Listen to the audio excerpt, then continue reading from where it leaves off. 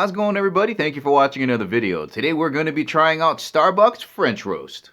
Alright, so these are going to be in K-Cups, so I don't know what the grind on this is going to be, but I'm assuming the people at Starbucks know the proper grind that we're going to be running this through. Let me read you the story of the French Roast. Muted with oil, the tumbling beans become eerily silent. A master roaster watches, knowing that if he pushes them a second too long, they will burst into flames. White smoke hangs down as the glistening beans turn ebony. This is French roast, and you can't roast it any darker. You can roast it a little bit darker. Straightforward, light body with low acidity, and immensely popular since 1971. Our darkest roast is adored for its intense smokiness. Alright, so just a few things to point out in here. When it says muted with oil, all that's telling you is that when you dark roast something right around that 14 to 15 minute mark in the roaster, the oils of the beans start coming up.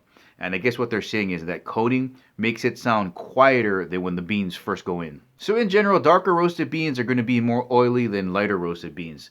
The second thing I seen in there was can't roast any darker. You can roast it darker. And then the last thing is about the low acidity. So most of the time when you're talking about acidity, you got to imagine maybe eating like a strawberry. It's very sweet, but you get that acidity at the same time. When you roast something on the darker side, you really get rid of all of its inherited taste from whatever country it's from. You basically just roast it to death. However, for a coffee like this, which is most likely made of blended beans, that's not so much of a big deal because it's not a single origin or single estate type of coffee.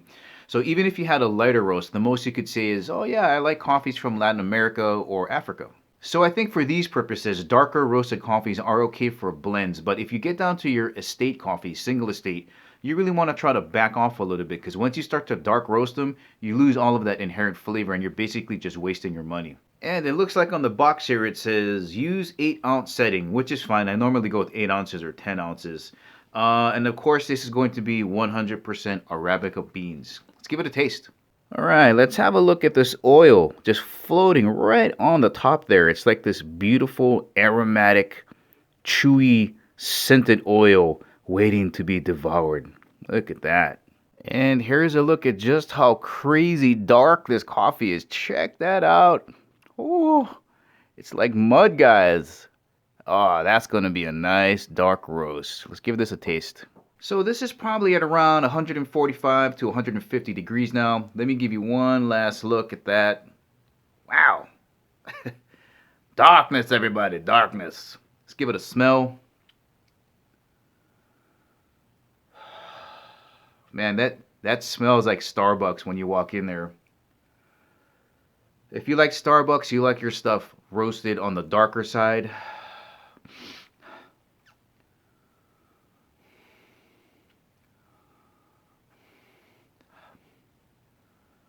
It's definitely smoky. You get that nice roasted smell.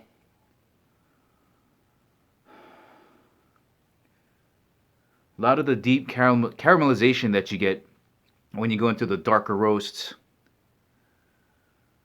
Smells heavy.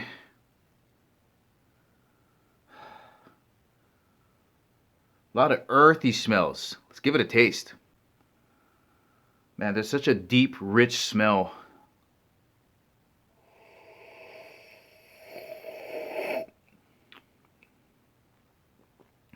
Nice earthy flavor. Nice smooth.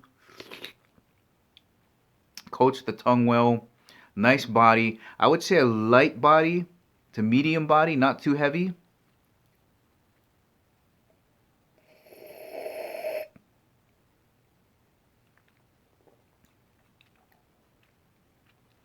can feel the oils in the mouth. Tastes real rounded.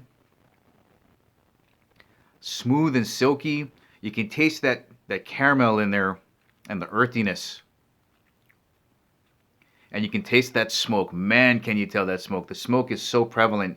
That's all over the taste. Like once you get it in your mouth, it kind of wraps around your mouth with the silkiness and the smokiness.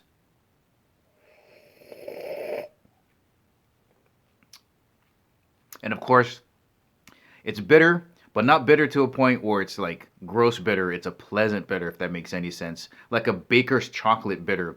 It's still chocolatey, but bitter at the same time.